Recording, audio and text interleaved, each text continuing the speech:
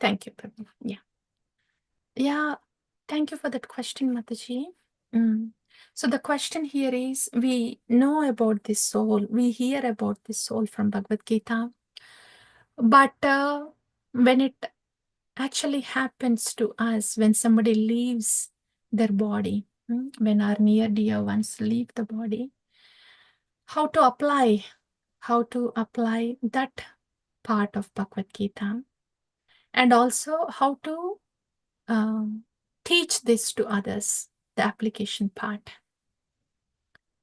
This is the question, and the answer is, first of all, this is the most difficult thing in the entire Bhagavad Gita.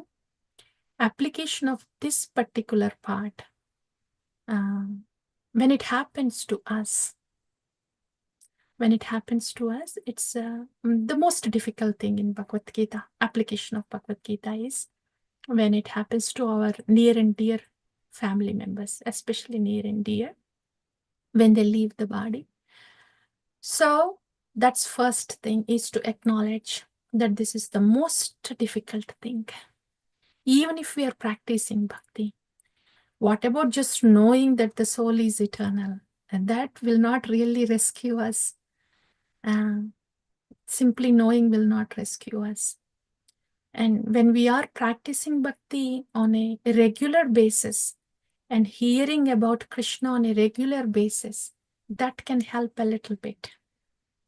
Because we are doing something regularly, practicing regularly, from there, the help can come a little bit, because that has become a part of us. The bhakti that we practice every day has become a habit, a part of us, everyday habit.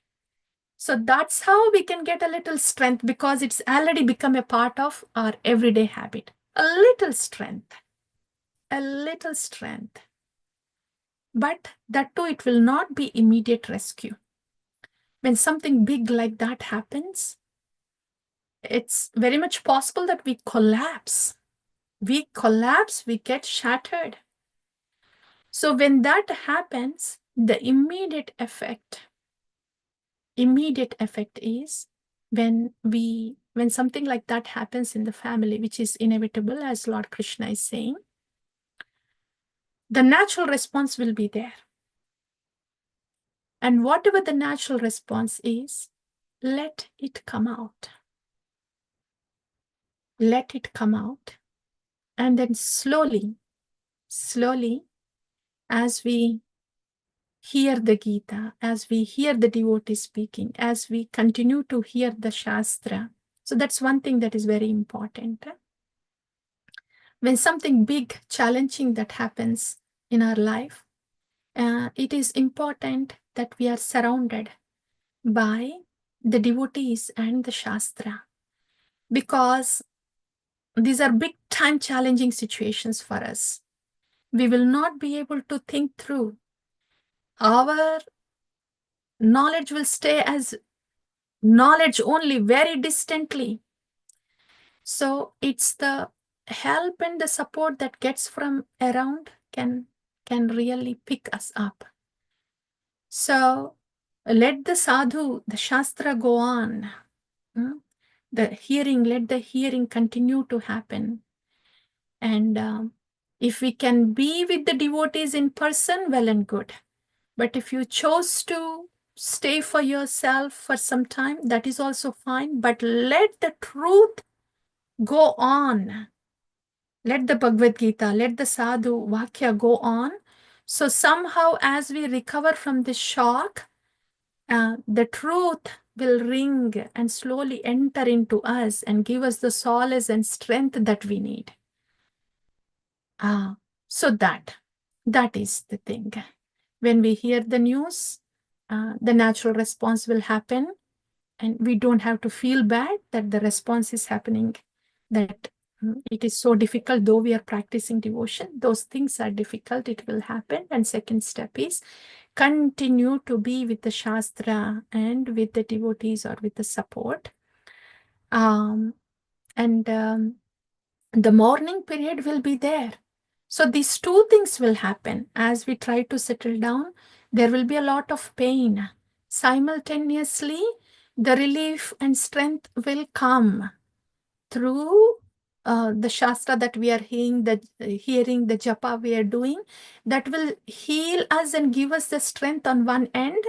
But at the same time, it takes time for the whole healing to happen. It takes months to happen. And this is all very natural. Um, Especially when they're very near and dear. If they are, elderly, somebody, relatives, then itna shock to nahi hoga. We are talking more about big shocks. Yeah, so that's the second step. Let the Shastra go on to give the health, to wake us up to the reality, and let the support come in through the devotees, people around, and the healing also will go on, and it takes time. It takes time. So that is what the practice is when it happens to us. And when it happens to others, what do we do? First thing is, what we shouldn't do is don't jump in and say, oh, the soul is eternal and this is natural, or everybody has to die. No, no, no, no. When somebody is in such a grief and shock, we don't bring in philosophy there. In that moment, we don't bring in the philosophy. We just be present there. Give our time and kindness and help, even if it is quiet presence. That's what we need to do. If we can be there in person. Otherwise, even if it's distantly also, just listening to what they have to say. But we shouldn't be really jumping in and say something, even if it is Bhagavad Gita like that, because it's difficult for the other person to receive. So that's one thing we should not do to others when they lose their loved ones, is not speak any philosophy or nothing, but just stay there quietly, kindly, be with them, distantly or remotely, listen to them, and give any help that might be helpful to them. Just your presence, and especially the fact that you are a devotee, and if they know that you are a devotee, as that fact itself will help them. When they think of you, they think of Krishna because you're practicing bhakti and you are doing devotion to Krishna. So they may not ask anything, but when they think of you, they think of Krishna, they think of Gita, and they will know what is there in Gita, like that. And of course, the second step is when they ask a question, or when you think it is okay to remind something from the Shastra, like when you think it is favorable, they are receptive, or when they are asking, then we speak something about Krishna like that. So that is the second step. Does that help, Mataji? Yes, Mataji, thank you so much. It was so beautifully explained, and I was able to relate to everything what you said.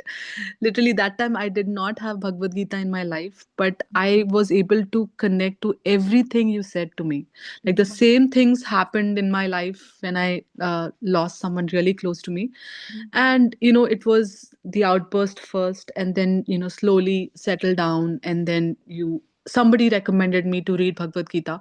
So I used to read that time, but I could not connect with it that time. But I used to still read it to my family members also.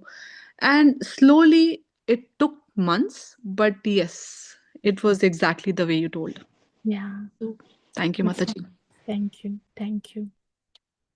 Thank you. Yes, please. And Divyambaradhara Mataji. Hare Krishna, Mataji. My pranams to you. Mataji, thank you so much for starting this, and like really looking forward to understand the practical application of Bhagavad Gita. Um, Mataji, my question is, like, we hear that we should try our best to follow the instructions of Srila Gurudev, and that is the way to get to Krishna, right? So, Mataji, like, one set of instructions is like, what we get at the time of Diksha, right? And the other thing is like, like you say, like having truly that internal mood that whatever I'm able to do, I have no capacity on my own. Like it is the mercy of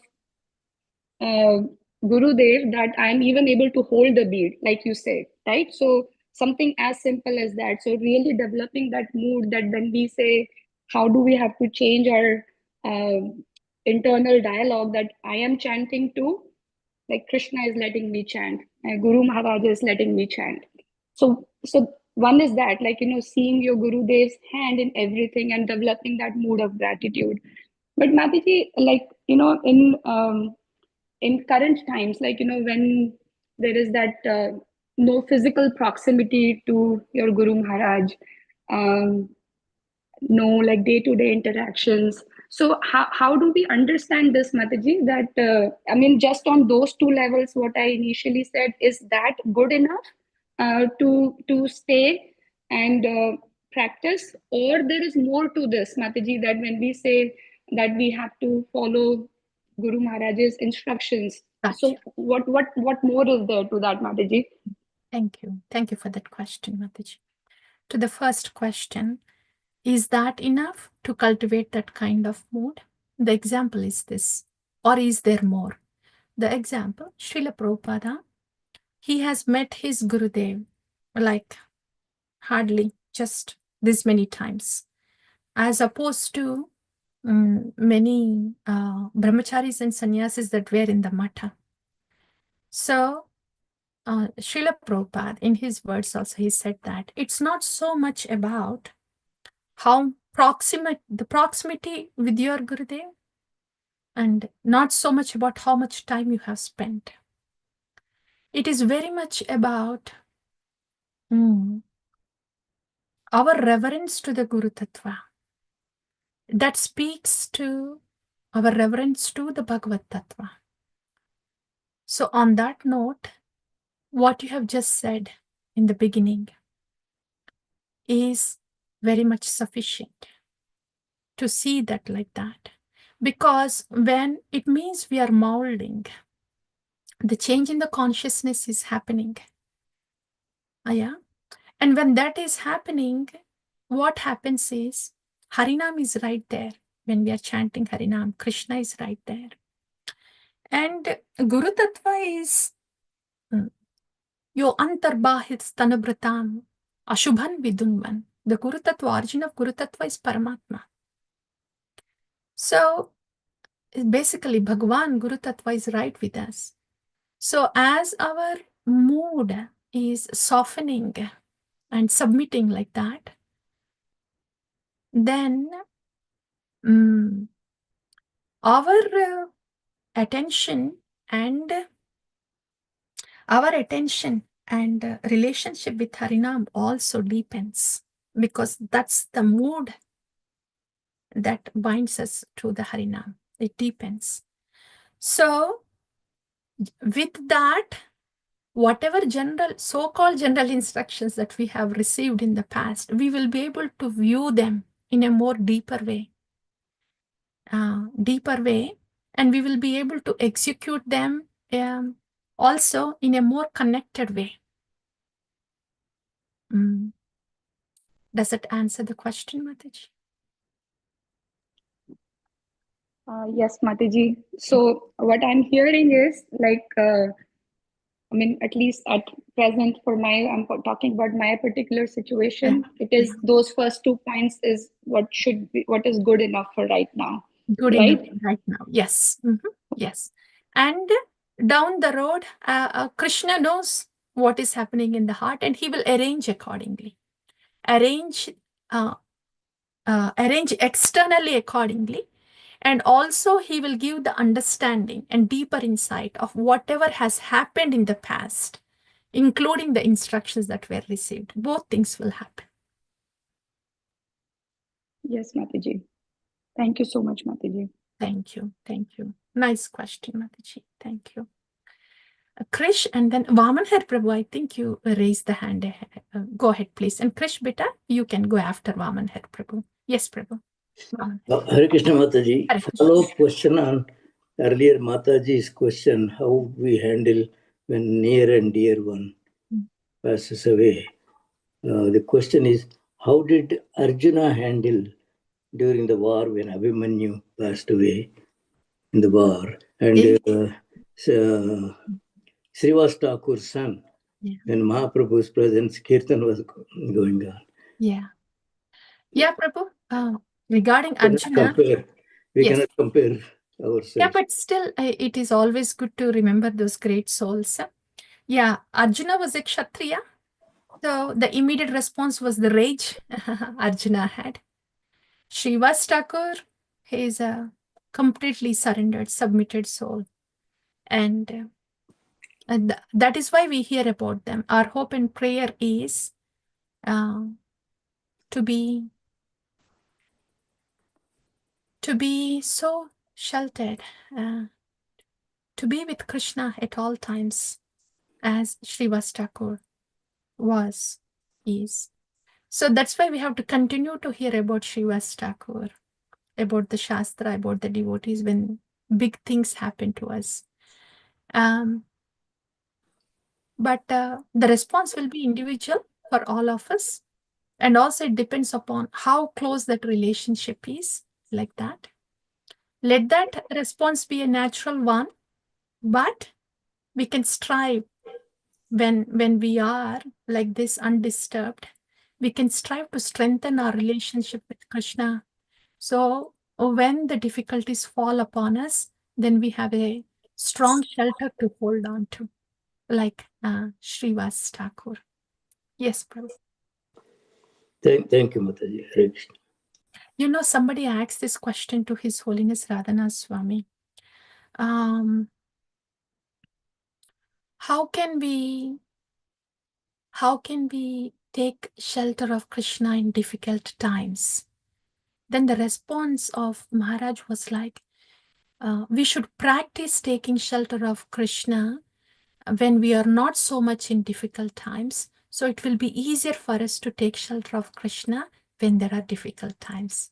I thought it was a wonderful answer that Maharaj gave. So I'm remembering that. Yes, Prabhu. Yeah. And yes, better Krishna. Hare Krishna Mataji. Hare Krishna. Thank you for the class. It was amazing. Really, Krish, aap, really bolna? Is that true? Yes. Okay. Very true. Yeah. Didn't get bored? Aap log, bache, children? You didn't? No. No? How can we get bored with your classes? Okay. Thank you for your kind words, beta. Go ahead, please. You explained the information so clearly. Okay. And it was very easy to understand. Okay. And one realization I was able to take from this is that about service, no matter how difficult the service is, since we're doing it for Krishna and Guru, we don't need to worry. Yes. They will help us, and we should do it remembering them only. So I just wanted to point that out. Yeah. Thank you for this class. Thank you. Much better than reading it by myself. Good. Thank you, beta. Good to hear something from the children. That's good. The fact that you are able to stay awake and still be interested is good. That's very nice, beta. Thank you. Thank you, Krish. Yes. Dear devotees. Okay. All right. If nothing, then we can